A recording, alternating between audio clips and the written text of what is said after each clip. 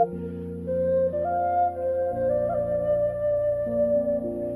្លៃណាស់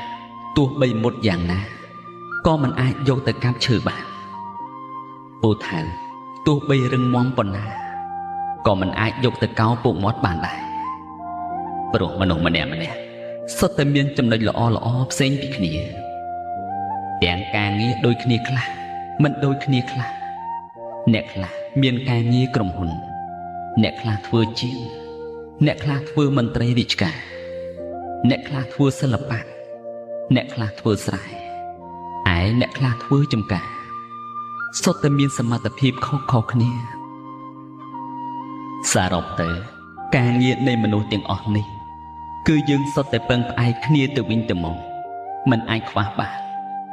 ដូចជាទូពឹងច្រវាពឹងទូដូចនេះ